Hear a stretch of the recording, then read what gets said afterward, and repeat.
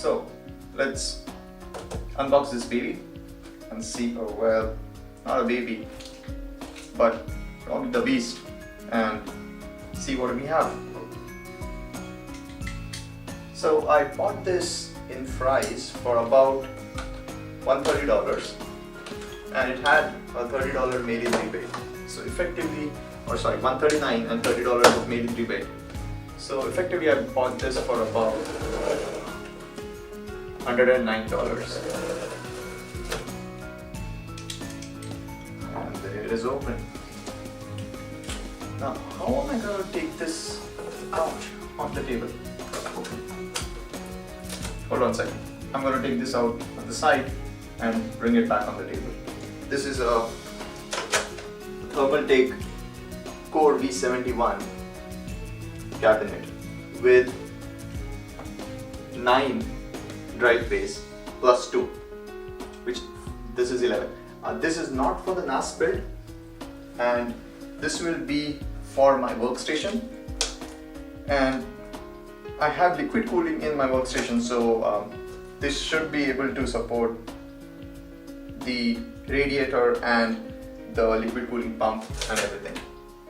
So let me take this off the table and take it out of the box. Oh, it's heavy.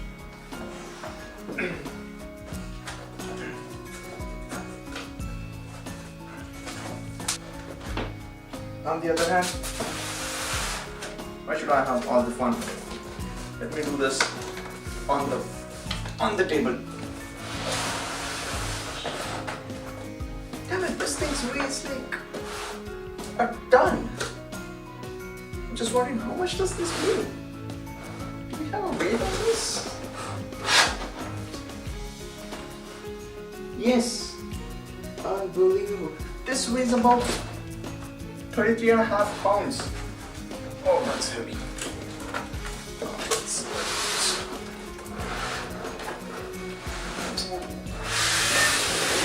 Ouch.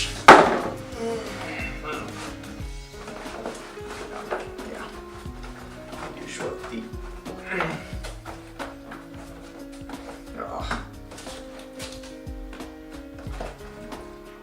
Well, someone who designed this, they should get a Nobel Prize for this. Always when you pick the cabinet up, these cardboard cutouts, they get lodged in. It's almost impossible to take them out. I'll be right back.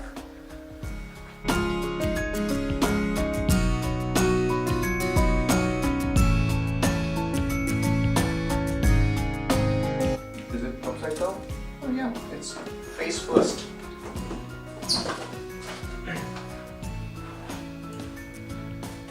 Folks, this is huge.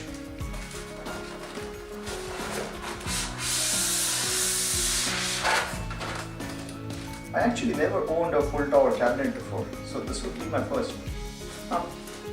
And what a cabinet to have.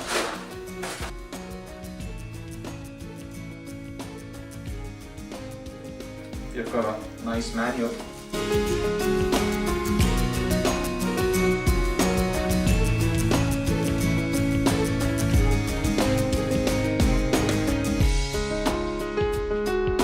There it is. Beauty, ain't it?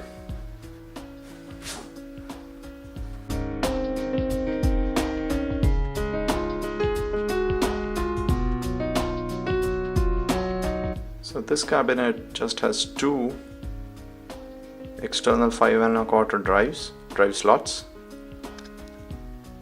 and its power buttons and all other knickknacks are on the top of the cabinet. And that includes 4 USB ports, 2 USB 3 and 2 USB 2. It also has a headphone jack and a mic jack as well. The power button is right here in the center.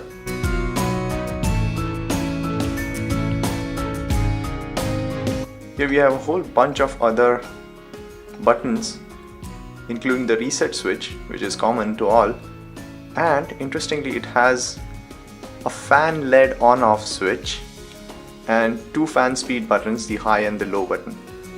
and of course the HDD LED button.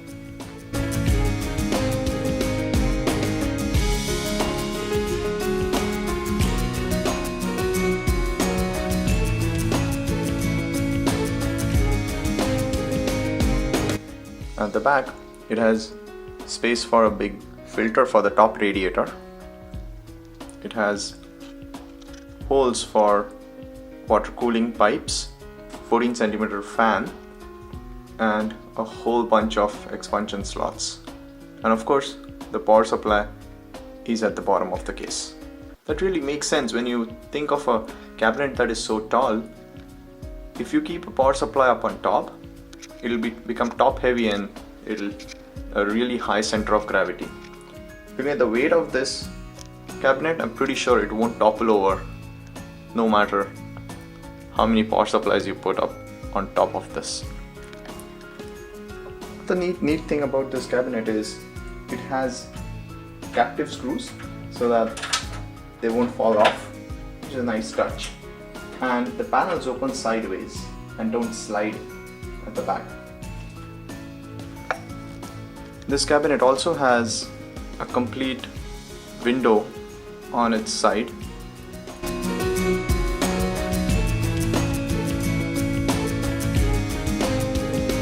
When you look at the cabinet from the inside, the first thing that you would notice is it has tons of space in here, and that is expected out of a full tower cabinet.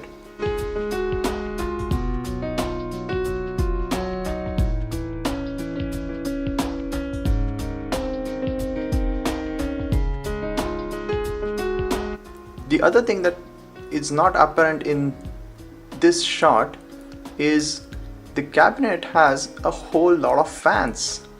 Apart from the one 14 centimeter fan at the back, this cabinet has two 200 mm fans in the front, right in front of the drive base, and one fan up here for the top radiator. Nice.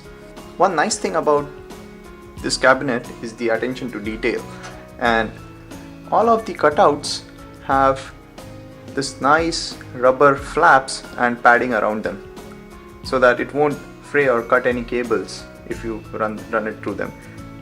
It also has places to attach zip ties to the cables and nicely arrange them. Another thing worth mentioning in this cabinet is it has a rather large backplane opening for the CPU. I had to crank up the ISO for this shot, but the drive cages, there are actually 8 of them and not 9 as I thought earlier, and all of them are tool-less drive cages, which is neat. Apart from that, these drive cages are completely modular in a way that these are attached at the back with these screws, and there's this set of 3 drive cages, 3, 3 and 2, and you can swap them in and out as you need. So just in case if you have a longer graphics card, you can take out the center drive bay and accommodate a bigger card in here. So that is another nice touch. One thing that I didn't see in here is support for 2.5 drives, but what I believe is these drive cages have mounting holes for 2.5 inch drives. So I think you just mount the 2.5 inch drives on here and slide them in. That's okay. I probably wouldn't complain, but that's the only minor annoyance I believe. Now, apart from the large number of huge fans in here, the cabinet also comes with 3 dust filters. The first one is accessible from the rear of the case. There is another one right here, but to access that, you have to take off the front cover and reach the latch in front of the case to pull out the filter out here. apart from those two, there is a big filter for the top radiator that goes in at the top from the back of the cabinet.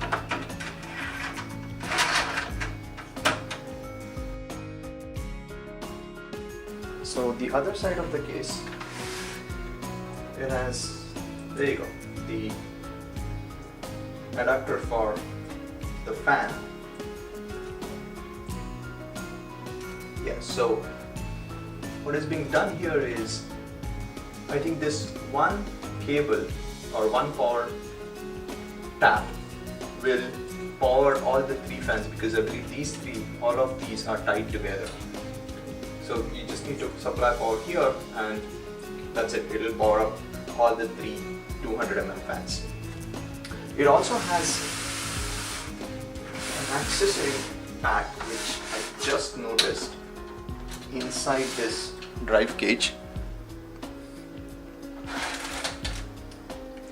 Or rather not.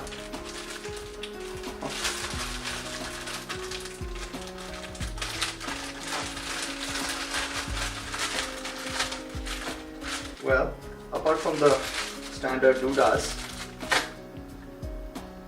this cabinet has an extension for the 12-volt power cable, which is nice because if you install the power supply right down here, I'm pretty sure there is no way your regular power supply cable will reach all the way up to the top where the auxiliary 12-volt input on the motherboard is.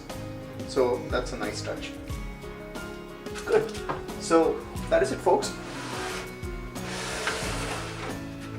It looks good. It seems pretty easy to assemble. And let me move my workstation into this machine and then let's see how it works. That's all for this video. Until next time, have a good day.